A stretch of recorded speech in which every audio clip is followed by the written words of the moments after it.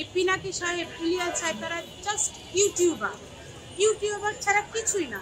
আমরা দেখছি বর্তমানে কিছু ব্যক্তি যারা বাংলাদেশে থাকার যোগ্যতা রাখে না, দু একজনের নাম হচ্ছে আমরা সবাই জানি, পিনাকি সাহেব, ইলিয়াস সাহেব, যারা কিনা দেশে থাকার যোগ্যতাই রাখে না, বিদেশের মধ্যে বসে বসে তারা সোশ্যাল মিডিয়াতে মব উস্কে দিচ্ছে।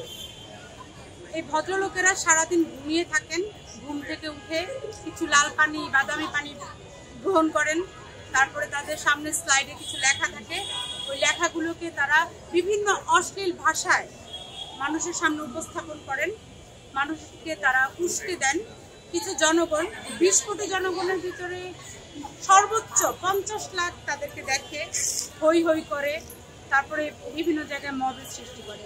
এই পিনাকি সাহেব, ইলিয়াস সাহেব তারা জাস্ট ইউটিউবার ছাড়া কিছুই না। তারা যদি অশ্লীল ভাষায় কথা না বলে, আজে বাজে শব্দ উচ্চারণ না করেন, তাহলে তাদের ভিডিওগুলা ভিউ হয় না। তারা ভিউয়ারের প্রত্যাশায় এত আজে বাজে শব্দ বলেন, এত উচ্ছৃঙ্খল করার চেষ্টা করেন। আসলে কারা তাদেরকে দেখে? যাদের পেটে ভাত আছে। একজন রিক্সা শ্রমিক কি তাকে দেখেন? একজন শ্রমজীবী মানুষ কি তাকে দেখে না। কারা দেখে ভাই?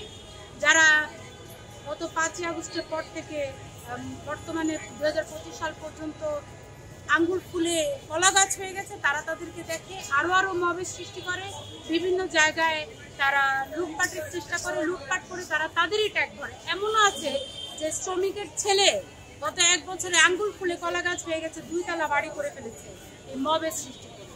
আসলে এই পিনাকি সাহেব, ইলিয়াস সাহেবের মাধ্যমে আসলে দেশে অশান্তি তৈরি হচ্ছে, আমরা এটা চাই না।